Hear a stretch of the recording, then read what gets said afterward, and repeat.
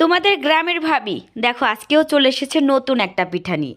তোমরা তো শুধু বলোই গ্রামের ভাবি মানেই পিঠা বানানো, রান্নার রেসিপি আর শাকসবজি রেসিপি। হ্যাঁ, আমি তো প্রতিনিয়ত এইটা নিয়েই ভিডিও করি, সেজন্য এইটা নিয়েই আমি তোমাদের সাথে সবগুলো ভিডিও শেয়ার করি। সো হ্যালো এভরিওয়ান, আসসালামু আলাইকুম।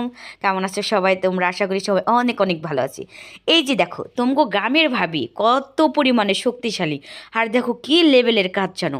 তোমরা যারা দেখো অনেকেই বলো ভাবির অনেক বেশি শক্তি, তাই না?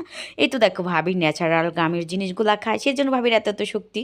যাই হোক, নারকেলগুলা সুন্দর করে মানে ভেঙে এবার হচ্ছে কুড়িয়ে নেওয়ার পালা। আর এখন তো শীতের সিজন, আমার বাসায় এখন ফ্রিজে সবসময় ফ্রোজেন নারকেল থাকবেই।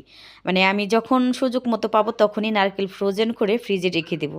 কেননা শীতের টাইমে আমি তো অনেক পদের পিঠা খাবো, কখন যে কোন পিঠা খাবো তার কোনো হিসেব নেই। তো এখন তো প্রত্যেকটা পিঠাই বেশিরভাগ নারকেল লাগে, তো সেই জন্য নারকেলগুলো, এই তো দেখো নারকেলগুলো কিন্তু কুড়ানো শেষ। আমি কিন্তু সবগুলো নারকেল দিয়ে পিঠা বানাবো না, অল্প কিছু নারকেল দিয়ে আমি হচ্ছে পিঠা বানাবো, আর বাকিগুলা রেখে দেবো আবার আরেকটা পিঠা বানানোর জন্য। আজকে হচ্ছে আমি অল্প করে পিঠা বানাবো, এই তো সুন্দর করে। এটা হচ্ছে আমি এই যে দেখেন এখন কিন্তু খেজুরের গুড় উঠে গেছে, যদিও বা ভালো না তবুও তো উঠে গেছে। যাই হোক, এই তো খেজুরের গুড় দিয়ে অল্প কিছু পরিমাণ আমি হচ্ছে নারকেলগুলো সুন্দর করে মানে আর কি পাকা নিয়ে নিব। আর এইদিকে হচ্ছে আমার বাসায় ফ্রিজে মানে গুড়ি নাই, যার কারণে হচ্ছে কি করব, এখন পিঠা খাইতে ইচ্ছে করছে, বাচ্চারা খাইতে ইচ্ছে করছে, তো কি করব, আমি হচ্ছে ময়দা দিয়েই বানিয়ে নিই। আমার হচ্ছে ডিজিটাল বুদ্ধি দিয়ে আমি ডিজিটালভাবেই বানানোর চেষ্টা করি। আর আমার বাচ্চারা খাবে, আমি বানিয়ে দেবো না এমনটা হইতেই পারে না। যাই হোক, এই তো ডো দিয়ে আমি বানিয়ে নিচ্ছিলাম আর এক হাত দিয়ে ক্যামেরা করছিলাম, যার কারণে হচ্ছে এই পিঠাটা এরকম হয়েছে। তো আর পিঠাগুলো কিন্তু সুন্দরভাবে নকশা উঠাইছে। আর ডিজিটাল বুদ্ধি, ডিজিটাল সব কিছু বুঝে কিন্তু এখন কার কি, মানে এই কাঁটা চামচ দিয়ে সুন্দর করে একটা নকশা তুলে নেব। বিশ্বাস করেন এটা কিন্তু অনেক বেশি সহজ। যারা মানে গ্রামে থাকেন বা যারা এই ধরনের পিঠা বানাতে অনেক বেশি সময় লাগে বা নকশা তুলতে পারেন না, তারা কিন্তু এই বিষয়টা মানে টেকনিকটা কাজে লাগাতে পারেন। আমার কাছে মনে হয় এটা অনেক বেস্ট। এই যে দেখেন আমি এক হাত দিয়ে ক্যামেরা করছি, যার কারণে হচ্ছে এরকম দেখা যাচ্ছে, কিন্তু আদতেও কিন্তু পিঠার ডিজাইনটা আরও বেশি সুন্দর হচ্ছে। যাই হোক, এটা কিন্তু অনেক বেশি সুন্দর একটা টেকনিক, আপনারা চাইলে এটা কিন্তু কাজে লাগাতে পারেন।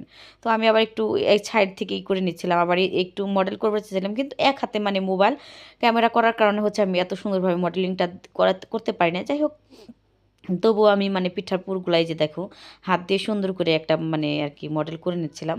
তো মানে এটা আসলে আমাদের গ্রামে অনেক রকমের বানায়। তো আমাদের মানিকগঞ্জের মানুষ কেন জানে না এই পিঠাটা অনেক বেশি বিখ্যাত।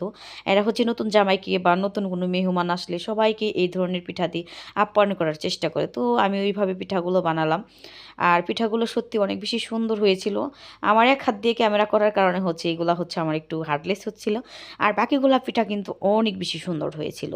তোমরা দেখেই বুঝতে পারবা প্রত্যেকটা পিঠা। আর এই তো দেখো ফাইনালি আমার সবগুলা পিঠা বানানো একদম কমপ্লিট। আর এবার হচ্ছে ভাজার পালা। পিঠাগুলো একটু মুচমুচে মানে গরম গরম খেলে এই পিঠা অনেক বেশি মজার লাগে। আমি তো এটা মুচমুচে গরম গরম ভাজছি আর খাচ্ছি। আর তোমরা অবশ্যই দেখে খেতে ইচ্ছে করতেছে, তো এই পিঠা যদি খেতে ইচ্ছে করে চলে আসো আমার বাসায়, এখনও কিন্তু পিঠা আছে। আর এমনিতেও পিঠা মানে খেতে কার না ভালো লাগে, আর বিশেষ করে শীতের সিজন তো বুঝোই তো, এখন তো পিঠা খাওয়ার একটা মৌসুম। এই সিজনে কিন্তু আমরা কম বেশি সবাই পিঠা খাই। আর এই পিঠাটা খেতে অনেক বেশি মজার, আমার কাছেও অনেক বেশি ভালো লেগেছিল, সেই জায়গা থেকে আমি তোমাদের মাঝে শেয়ার করলাম। আর এই তো দেখো পিঠাগুলো মুচমুচে করে ভাজছিলাম, আর এত সুন্দর একটা নারকেলের স্মেল বের হচ্ছিল, সেটা বলে বোঝাতে পারবো না। আর দুর্দান্ত ছিল পিঠার স্বাদটা। আজকের মতো এই পর্যন্ত, সবাই ভালো থাকবেন, সুস্থ থাকবেন, আল্লাহ হাফেজ।